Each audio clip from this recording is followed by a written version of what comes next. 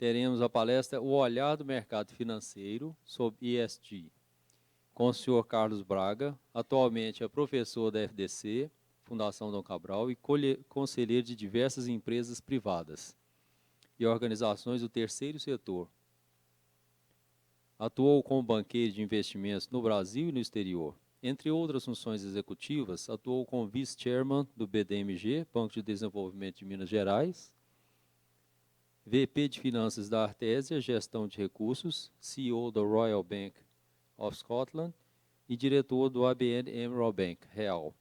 Participou da revisão estratégica do BDMG, com destaque para o alinhamento do banco às metas ODS da ONU, o que levou ao seu reconhecimento como o Banco do Ano pela ALID, Associação Latino-Americana de Bancos de Desenvolvimento, em 2022. Mestre em Finanças pelo IBEC Rio, pós-graduado em Comércio Exterior pela UCLA e ESG pela Harvard Business School. Conselheiro certificado experiente CCA+, pelo IBGC, atualmente é professor da ESG, do Programa de Formação de Conselheiros e do MBA da Fundação Dom Cabral. Além de palestrante, editor, coautor dos livros Inovação, o Motor da ESG, Ascensão das Multinacionais Brasileiras e Gestão de Riscos do Mercado Financeiro, publicados pela FDC. Antes de passar a palavra para o Carlos, eu gostaria só de ressaltar que as perguntas nós vamos fazer ao final dos dois palestrantes.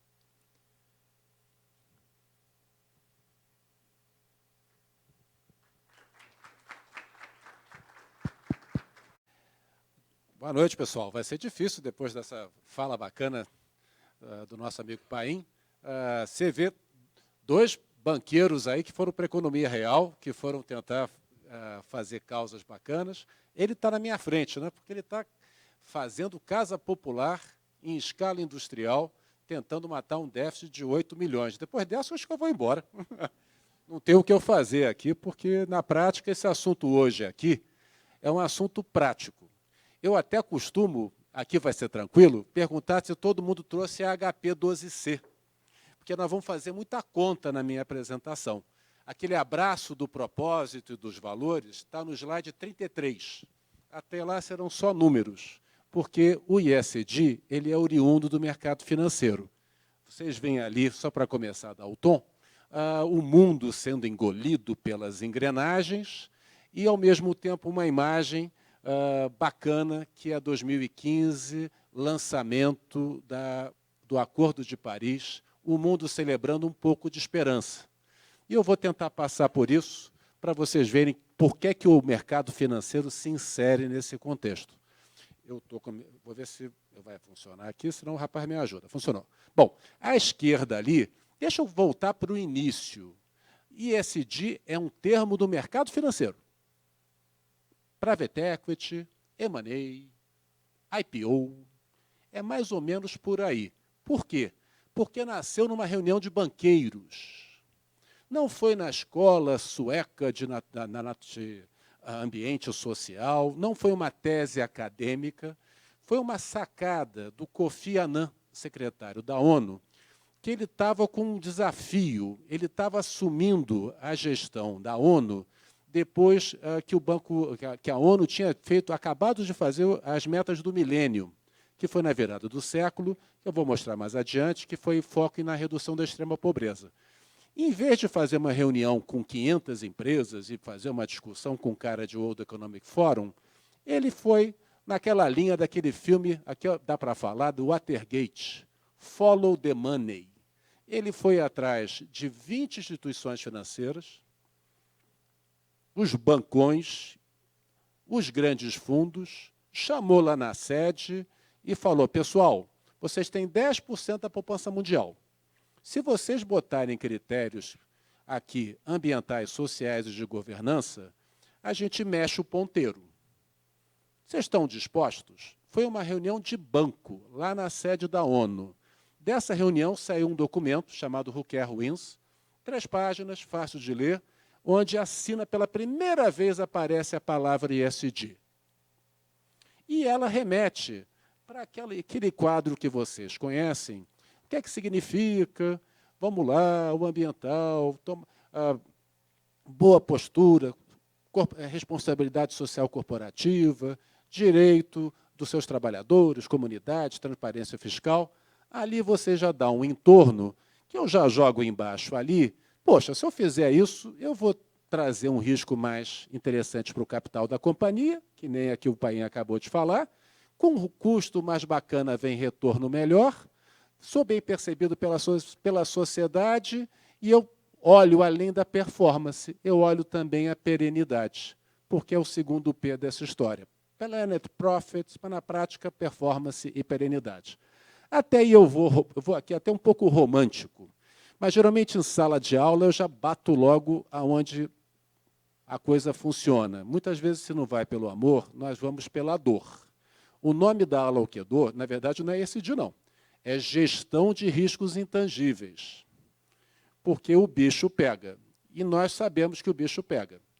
Na governança, qual foi o grande incidente que aconteceu nos últimos 7 anos no Brasil que derrubou um setor inteiro? Acabou com 10 a 15 grandes indústrias, 80 mil engenheiros procurando emprego, por uma falha de governança. Lava Jato. E, Braga, isso é ESG? É, G da governança. Ambiental, qual foi o grande incidente? Nós estamos, o Estado chama Minas Gerais, Brumadinho e Mariana. Daqui a pouco eu mostro um slide, tirou 30% do valuation da Vale até hoje. E lá, no social, qual foi o grande incidente numa rede varejista que aconteceu há 2 anos atrás, que caiu a ação na França? Carrefour.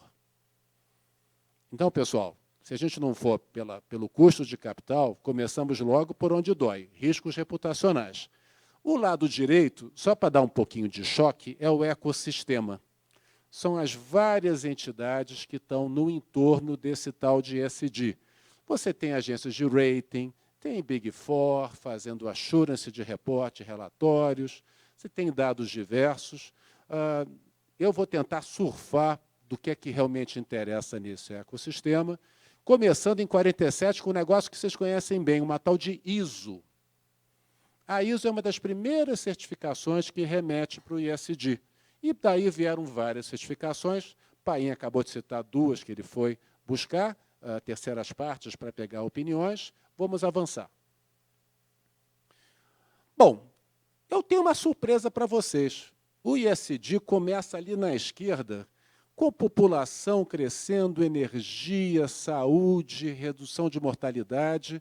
Tivemos, muita gente não repara, 70 anos no pós-guerra de crescimento absoluto da qualidade de vida, do acesso à eletricidade, da melhora de higiene. A população de 50% na extrema pobreza nos anos 50 caiu para 10% na virada do século. Estamos vindo de um período de grande progresso. Não sei se será assim com tantos conflitos vindo pela frente, mas é um período brilhante da história da humanidade. Nós chamamos isso de a grande aceleração. Bom, Braga, mas e os problemas? Infelizmente, essa grande aceleração, onde a presença humana sai de 2 para 7 bi e a gente começa a usar os recursos em grande escala, tem um preço associado, que é ali à esquerda embaixo, que são os gases de efeito estufa.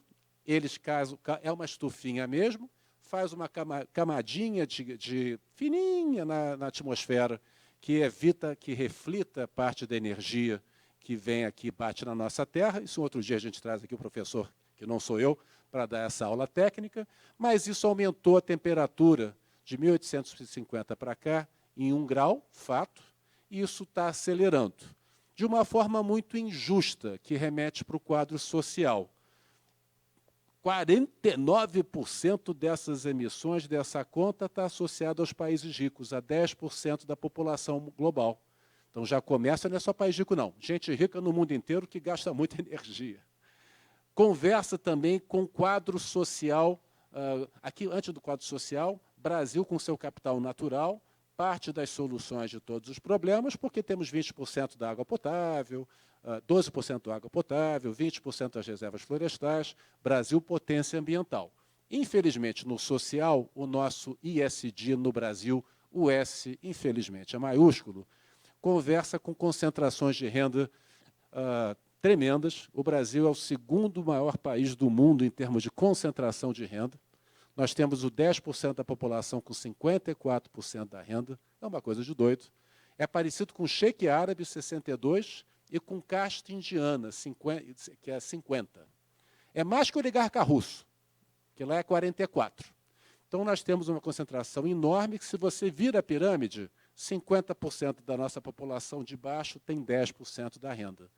Isso conversa com dados ali que vocês têm visto na imprensa, extrema insegurança alimentar, da Pensan, que é um órgão acadêmico, calculando em 33, traz um... Pô, Braga, mas no meio de tanta coisa, nós temos que primeiro atacar esse assunto, antes de pensar em outros. Infelizmente, o mundo nos fará ter que atuar em várias dimensões.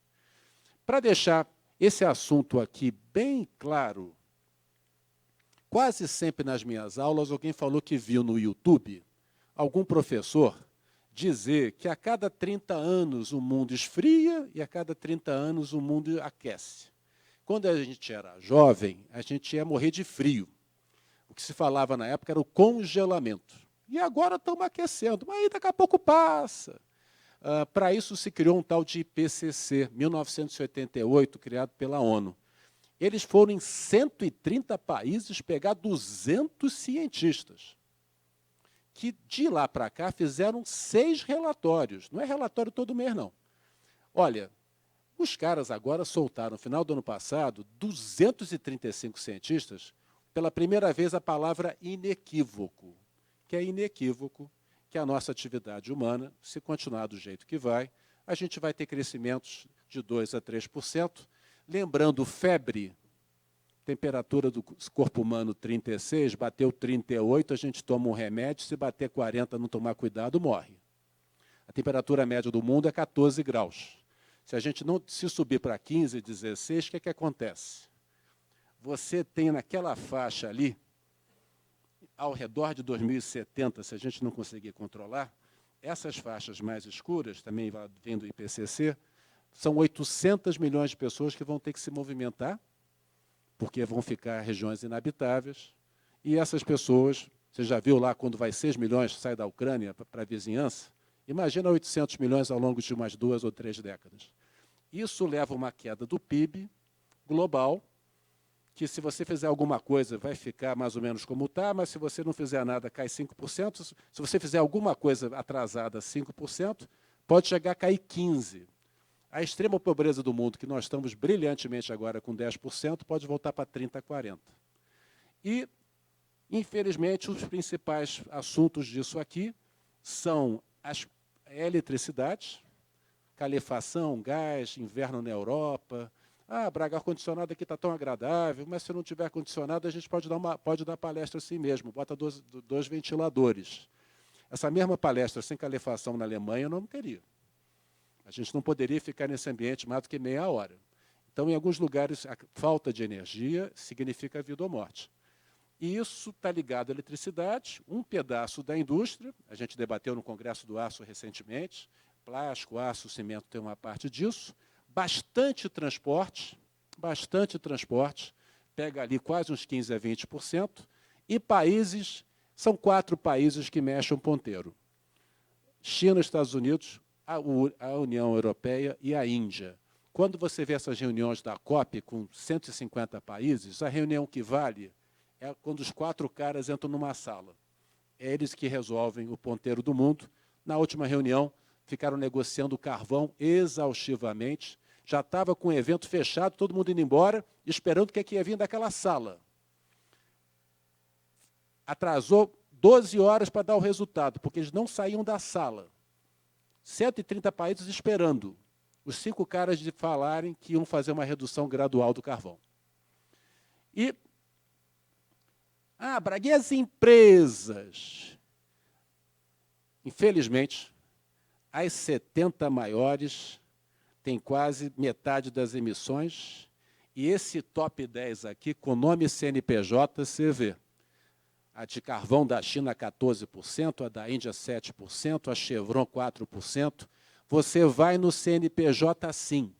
Você consegue encontrar metade quase 70% das emissões está num grupo aí de empresas listadas, todas visíveis. Por isso que o mundo corporativo está nessa, não é só o setor público, não. As manchetes são diversas, o Acordo de Paris se destaca, porque foi o único desses entendimentos aí que foi vinculante. Você pode, em Paris, todos combinaram um plano de 2015 a 2030, e se você não cumpre, você pode sofrer sanção, inclusive sanção comercial. Você não pode, na OMC, falar que está sendo perseguido se a Europa fechar o mercado. Porque você, em Paris, assinou um acordo que não era de intenções, era vinculante. Só que o próprio Trump me sai de Paris 2 meses, 1 ano depois. E só de ficar 4 anos sem fazer nada, olha a boca de jacaré aqui dos Estados Unidos, que ficou devendo 4 anos e ficou queimando de tudo que era jeito. Infelizmente, o nosso 1,5 graus, que era o objetivo, está praticamente perdido, estamos trabalhando com 2%, e isso passa por tudo que nós falamos, mas o business entra. Na COP26, as empresas percebem e tomam protagonismo e começam a entrar forte na agenda.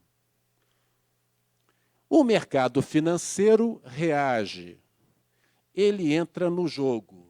Primeiro personagem importante dessa história é o Larry Fink, investidor lá da BlackRock. Vocês já viram esse nome nos jornais. Ele, do alto de 10 trilhões de dólares de posição de investimento, 10% da poupança mundial, ele, mexendo com dinheiro de longo prazo, que ele gere fundos de pensão, em grande parte, previdências, ele falou que o risco climático era um risco de investimento, que ele estava preocupado que se os ativos que ele estava investindo não sofreriam ao longo do tempo. Eu vou explicar. O presidente do JP Morgan Chase não ia perder essa chance, o maior banco do mundo. Ele, lógico, rapidamente falou, se o Larry vai, eu vou atrás, não vou deixar a Bloomberg ficar só entrevistando o Larry, eu também quero estar na capa. Já botou 200 bilhões, esse mundo financeiro é cheio de egos aí, já botou 200 bilhões de dólares no jogo, puxou lá a Febraban americana, fez o caramba 4. Aqui, os bancos brasileiros, pela primeira vez, Itaú, Santander e Bradesco, fazem uma cooperação, nunca tinham cooperado antes, só se encontravam na Febraban para tomar café, para fazer movimento lá de desmatamento. A Bolsa de Valores e a CVM entram, presidente Roberto Campos, depois que viu que o Ilan tinha feito o PIX, se o Ilan fez o PIX, deixa comigo que eu vou fazer ISD, entrou no jogo também. Os americanos da SEC, CVM americana, entram no jogo. E aqui, infelizmente, tem uma capa que eu preferia não mostrar. Presidente da Vale do Rio Doce, Fábio Schwartzman, carreira brilhante no Grupo Ultra. Mariana acontece, ele entra para fazer uma varredura, fazer a contenção, recebe a informação que estava tudo bem, solta a mensagem Mariana nunca mais. 2 meses depois, Brumadinho, hoje responde na pessoa física. Você não chega necessariamente a ser CEO porque você teve preocupações com essa agenda, mas você pode deixar de ser por um evento de grande proporção na sua empresa. Aqui algumas vozes dissonantes, professor da Amadora questionando se isso aqui não é custo, se as empresas estão virando igrejas. Meu colega de conselho na Metal Frio, Hélio Beltrão, do Instituto Mises. E, Braga, práticas bacanas, mas não perdurarão, porque não agregam valor. Vamos ver se ao final da minha fala, já debati isso com ele em pelo menos uns 2 painéis, vamos ver. Bom, financiamento, os números são enormes, não é bi, nós estamos precisando mexer com tri. Para poder fazer os investimentos, se calcula Boston Consulting Group, Goldman Sachs, Agência Internacional de Energia, que você tem gastos de 3,5 a 4 bi, que você precisa de legislação crível, que a pessoa veja que a legislação está chegando, para poder fazer coisas dessa escala, que a energia eólica, energia renovável, que hoje tem uma fração, olha o tamanhozão dela em 2050, e a redução das tradicionais. Coisa de uma escala enorme, só que olha lá a boa notícia. Lembra que em 2004 foi uma reunião com 20 bancos que eu falei que era 6 tri? Acabou de sair de Glasgow, foram 170 instituições já falando em 70 tri. Então, o dinheiro está atrás desse tipo de oportunidade. Por quê? Porque a mudança talvez não venha necessariamente tanto dessa sala aqui. A mudança vem da geração Z e dos millennials. Essa garotada de 20 a 30 anos, no final dessa década, não é tão longe, será 75% da força de trabalho. Esse analista júnior, esse rapaz estagiário, o gerente pleno, que hoje está sob a sua liderança, daqui a 5 a 7 anos ele será chefe, ele será investidor, ele será tomador de decisão. Essa garotada, hoje, quando você faz diversas pesquisas, essa da Cone, ela tem um comportamento diferente. Quem tem filho aqui, sobrinho nessa idade, sabe. 89% compra produtos baseados em valores, 73% recomenda baseado em valores, 87% troca de produto baseado em valores. Ah, Braga, aí está tudo bom, né? 76% boicota você, baseado em valores. Mamãe, essa roupa dessa loja, não. Mamãe, esse cosmético, não. Luísa Mel não gosta. E por aí, depois eu explico Luísa Mel, para quem não entendeu, e por aí vem, Braga, é coisa de europeu. Pesquisa recente da Bloomberg. Você compra baseado em... Você compra produtos de companhias que preservam o meio ambiente, o maior índice foi na China. Porque eles estão no meio da fumaça. Lembra as Olimpíadas de Pequim? Que teve que parar as fábricas 2 meses antes, porque só tinha fumaça, você nem via aquele estádio do ninho da árvore, do ninho do pássaro. Eles vivem engolfados na fumaça. Quem está botando pressão no Xi Jinping para fazer plantas solares, fazendas solares na China, por isso que ele vai para aquela salinha lá negociar com Biden, é a juventude chinesa, que não quer morrer engolfada na poluição. E, no meio dessas histórias, os investidores querem investir, mas nós temos 300, aqui o World Economic Forum, 395 milhões de empregos, 10 trilhões de dólares de oportunidades de negócio nessa década associada a essa agenda. O mercado financeiro hoje, já temos 35% da poupança mundial com algum tipo de recorte ESG. Esse número vem crescendo, era algo como 20%. A Bolsa Brasileira, hoje com 44 empresas no ISE, Índice da Sustentabilidade, é o 4º índice mais antigo. A turma está cada vez mais querendo participar desse índice, que olha práticas sociais, ambientais e corporativas. Essas empresas vêm performando historicamente acima da média da Bolsa. Então, não é um assunto alienígena, é a Bolsa de Londres que tem esses assuntos. No Brasil, desde 2005, nós temos métricas de empresas que são filtradas para estar nesse índice. Nós temos investidores diversos, não vou detalhar muito aqui agora, mas temos os mainstreams, que é 70% lá dos 35 tri. Temos os de impactos temáticos, mas quase todo mundo da indústria já tem filtro negativo. Das coisas mais óbvias, não vou financiar tabaco, nem arma, mas é filtro como é que você se compara no seu próprio setor. Eu vou explicar.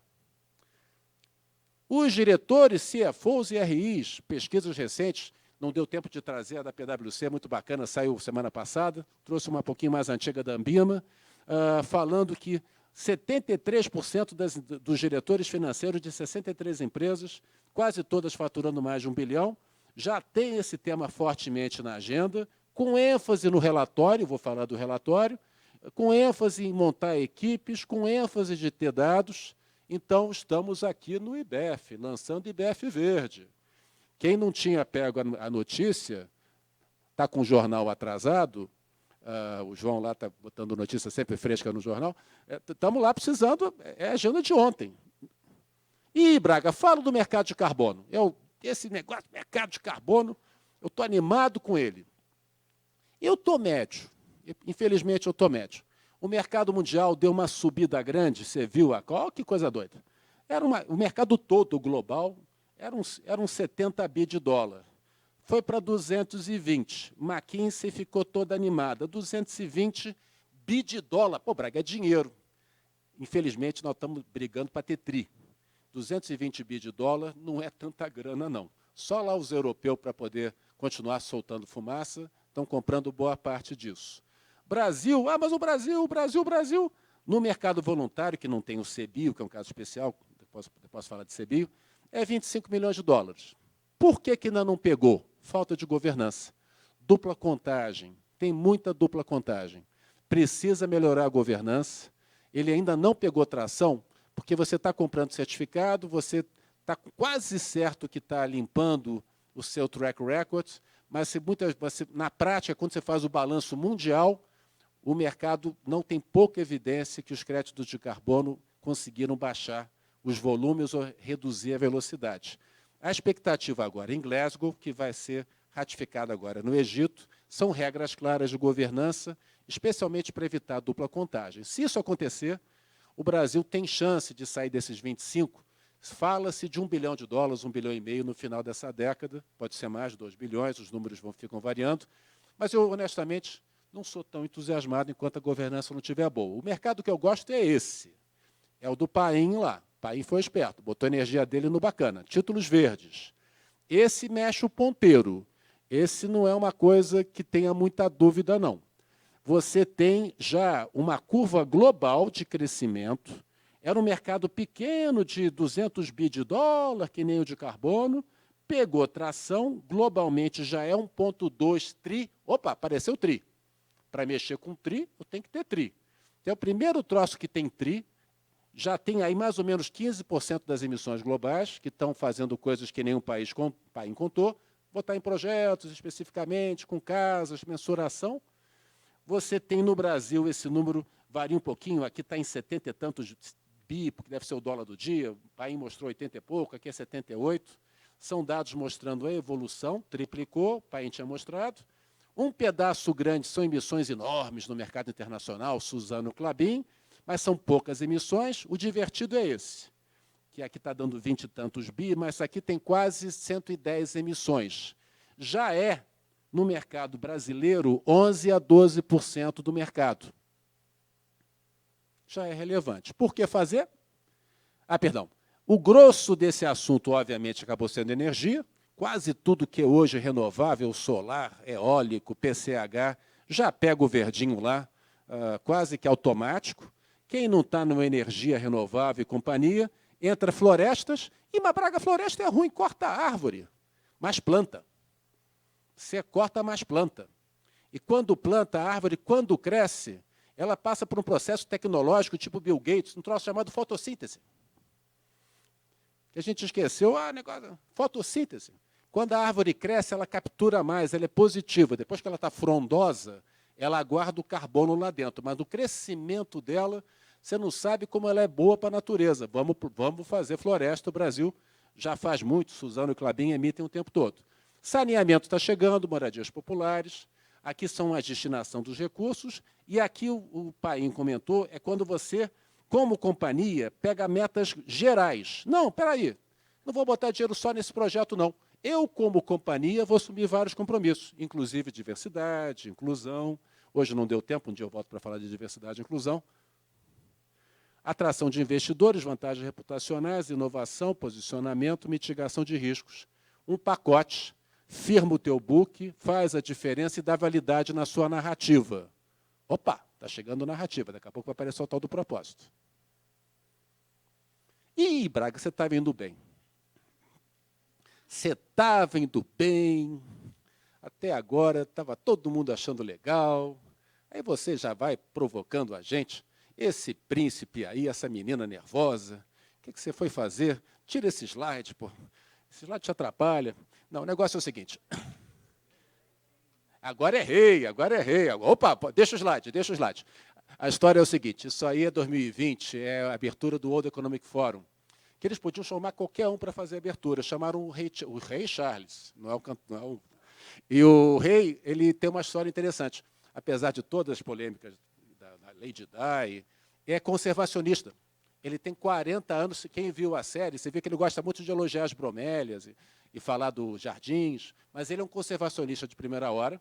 Ele é patrono do Royal Botanic Garden, que é o jardim botânico que faz as pesquisas mais avançadas do mundo. Ele é patrono dos Parques Nacionais Ingleses. Ele é patrono da Cambridge Sustainability Institute, que é o instituto mais antigo de estudo da sustentabilidade. O nosso personagem ali, aqueles programas da BBC, que você vê gravando o mundo afora, questões ambientais, ele também está por trás, porque ele é patrono da BBC. Já que ele não tinha o que fazer na parte oficial, ele acabou achando um hobby bom. Esse hobby dele ajudou bastante o mundo. E a Greta é um pouco a passagem geracional que ela significa, porque, basicamente, ela grita aí pela geração dela. Por quê? Porque não é tão longe, não. Se você pegar os riscos globais nos próximos 10 anos, o primeiro pelotão não é crise financeira, bolha financeira, recessão, nem armas de grande impacto. O pelotão lá da frente dos 10 riscos, 8 são climáticos, não, 7 climáticos, 1 social, 1 financeiro e uma pandemia. 10 anos está no mapa de todo gestor, que começa a lidar com termos técnicos. Praga, que riscos são esses? Mudanças políticas, transição, riscos reputacionais, chuva, enchente. Braga, mas chuva tem de vez em quando tem. Sou carioca, vocês já pegaram pelo sotaque, casado com mineiro, eu não sou raiz, você bateu aqui, mas eu sou mineiroca, porque eu sou pai de mineiros. E lá no Rio, aquela enchente de Petrópolis acontecia uma vez a cada 20 anos.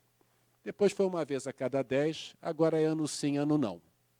Quem está no mundo segurador, Sérgio Frade, está revisando todos os cálculos atuariais, crônicos, agudos, e a legislação vem aumentando exigências na Europa e nos Estados Unidos, alguns setores aumentando o seu grau de risco, no que nós chamamos ativos ociosos, stranded. Hoje eles estão no seu lado do ativo, e amanhã pode ser que seja um passivo.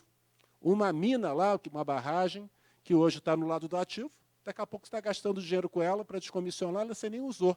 Então, esses são riscos novos que a gente não tinha em mente.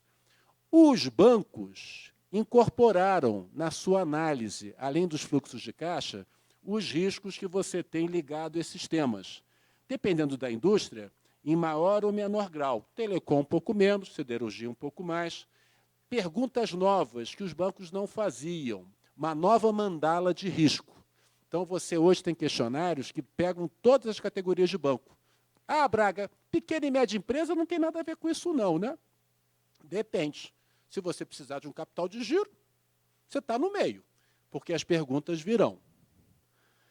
Braga, mas está muito etéreo, está muito assim, muito soft, muito pouco palpável. Vale do Rio Doce, 2019, o rating ambiental dela caiu. O rating SD, aqui é rating SD, caiu. Saiu de um B, que já não era muito alto. Os pares competidores diretos subiu. O que aconteceu? Tradicionalmente, a Vale tinha um desconto em relação aos competidores de 10%. Um pouco de custo Brasil. Hoje em dia é 30% de desconto no valuation. O múltiplo é 5,5, o múltiplo da australiana é 8,8. Mas Braga, o lucro é bom. Mas o múltiplo tomou 30%. A previsão da Vale é que só vai sair dessa situação em 2025. Mas por que, Braga? Eu não estou entendendo. Porque são 120 barragens. O cara, depois de Mariana Nunca Mais, teve Brumadinho. Será que não vai ter mais um problema nos próximos 2, 3 anos? E a governança é o destaque de item que a Vale está correndo atrás. Por quê? Porque no evento de Brumadinho não tinha no conselho ninguém que fosse minerador. Eram só conselheiros financeiros. Não tinha governança com pessoas que faziam as perguntas adequadas, trazendo para dentro do conselho a responsabilidade de você ter os skills, as competências necessárias para lidar com todo tipo de risco. Vem a matriz de materialidade, esse é a famosa da Unilever, que ela, além de olhar os riscos internos, financeiros, cash flows, ela mapeia tudo que pode bater na vida dela, de mudança geracional, ESG, dieta, embalagem, retenção de talento e uma tal de Luísa Mel. Porque, no curto prazo, ela tem um desafio que é testar em animais, que ela não quer testar em animal, sabonetes, shampoos. A Luísa Mel, para quem não sabe, é uma influencer brasileira, que ela faz campanha contra a testagem animal. E no Brasil, a Unilever, obviamente, não testa em animal. Só que na Índia, que é o maior mercado de consumo da Unilever, lá é mandatório testar em animal. E aí a Luísa Mel avisa para a turma aqui. Olha, você está comprando produto da Unilever que testa na Índia. Então, hoje, lá na Índia, a Unilever está trabalhando para tirar essa exigência, para poder vender para um público global, que não está preocupado com as fronteiras, porque fumaça não tem fronteira. São temas globais. Belo Horizonte está bem, o Rio que não está. Alguns temas são nacionais, alguns temas são globais, que nos levam a uma seleção de oportunidades. Olha, você pode crescer, você pode ter reputação, política social, desenvolvimento, fazer coisas, e no final jogar na sua marca e ganhar intangível. Ou você pode tropeçar, cair, fazer bobagem, porque ninguém tem saudade do blockbuster. Ninguém tem saudade daquela empresa que na sexta-feira você pegava o vídeo e tinha que entregar rebobinado domingo à noite. Sua mulher falava, não pega esses 4 filmes que você vai dançar. E você, domingo à noite, meu bem, hoje eu não vou devolver. Você vai. Amanhã tem reunião, você vai. Eu te falei. Porque parte da conta é que 30% dos clientes não devolveriam. Era parte do modelo de negócio. Você não devolver. Isso não é ter o cliente como centro da sua preocupação. O Netflix comeu na hora do almoço. Pô. A conveniência. Ninguém tem saudade. As empresas vão ter que lidar com essas novas realidades. Usei aqui esse exemplo, mas para levar vocês para a prática. Na prática, o país está vivendo isso.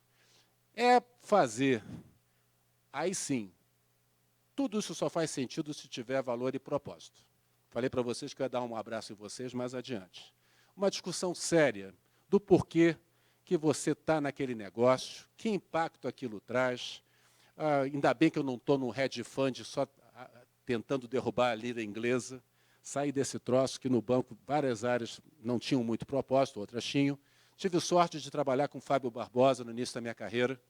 Estava na mesa discutindo se a gente ia emprestar para a Souza Cruz ou não. Falei isso lá no início. Eu achei que estava doido em não emprestar para a Souza Cruz em 2003. Hoje eu entendi 100% por que ele fez aquilo. E você faz, projeta, seleciona, escuta seus clientes, engaja com os stakeholders e, no final, sai com um relatório. Essa é a primeira peça. Tem 5 relatórios padrões daquele ecossistema tão complexo. Hoje, 85% das 100 maiores empresas brasileiras já têm os relatórios. Quase 80% dos 85% usam o GRI, que é o mais antigo, é o mais tradicional, mas estão incorporando, integrado, quando você pega pelo menos mais um. Quem solta fumaça vai no CDP, porque é especificamente para carbono, mercado financeiro TSFD, o SASB é uma exigência da Bolsa Americana, o IR é uma tentativa de juntar tudo, é um integrado, mas vocês vão acabar tendo que partir. O primeiro produto é um relatório. Relatório com foto pequena, letra pequena e chato de ler. Quando a área de marketing falar foto grande, fonte grande, letra grande, fuja. Eu gosto de relatórios de sustentabilidade, que nem a auditoria lá da PwC, com nota explicativa. Eu deliro numa nota explicativa. Eu vou na página 33 e fico nela, lendo ela com calma. Porque é ali que eu vou pegar onde o cara está me enrolando como banqueiro ou como investidor. Aqui é relatório chato de ler, pouca foto, preta e branca, carta do presidente e muita linhazinha pequena, explicando o que é que você faz de verdade. Por quê? Você tem que também escolher o que não fazer. O tal do professor Porter falou lá atrás, Papa da Estratégia, tão importante do que fazer. O Peter Drucker é aquele da cultura no café da manhã, vocês já ouviram falar. Mas o Porter também é 5 forças, mas o que eu mais gosto do professor Porter é o que não fazer. E o que não fazer, pelo amor de Deus, é greenwashing. Marketing verde, onde, no afã de você falar que é bacana, você começa a falar coisas sem prova, troca componentes do produto que não fazem a menor diferença, você é impreciso nas informações, é irrelevante, eu adoro o menor dos males, tira o açúcar do refrigerante, metade dele que eu te mato aos pouquinhos. Em vez de eu te matar em 10 anos, eu te mato em 15, porque você tem menos açúcar. E falsos rótulos, problemas. Não se anuncie vegano e seja pego testando em animal. Porque aí você vai dançar. Quando você fizer seus planos para fazer barulho, faça que nem a Natura. Hoje o presidente Fábio Barbosa está lá. Tudo que ela está colocando, que ela vai fazer até 2030, tem data, tem prazo, tem métrica, tem relatório e tem auditor. Aí a nossa amiga Gisele pode ficar tranquila de associar a imagem dela com uma empresa com esses cuidados. Aí vem as nossas reflexões. Cito mais uma vez o Fábio. Ele é um dos primeiros a falar há muito tempo da questão geracional, que nós já tratamos. Professor Milton Friedman. Ih, Braga, esse não. Esse é aquele do Business of Business is Business. É totalmente contra, fui aluno dele, sou aluno de Paulo Guedes, segunda turma do IBMEC, Escola de Chicago. Só que talvez o que a gente debata hoje, o que é business? The business of business is business, mas o que é business nos dias de hoje? E aí vem um outro personagem que eu gosto, que é o Andy Grove, da Intel. Ele fala, e ele é o cara do chip da Intel, que está por trás de toda a indústria, que de tempos em tempos o mercado dá uma inflexão. Se você não estiver atento, você perde a onda. Nosso amigo Michael Porter, fecha que inovação é trazer valor compartilhado, põe ali um caso verdadeiro, que está trazendo valor na base, produtos que vão trazer valor para os bancos digitais, as construtoras que trabalham a causa popular, a telemedicina, tudo que você vai para a base da pirâmide é o ESG ali na prática, gerando grana, gerando tese de crescimento. E, finalmente, convido todos a vocês a grande reflexão, que aí é minha. Nós estamos num mundo que a frase que eu resumo disso é ampliação de repertório.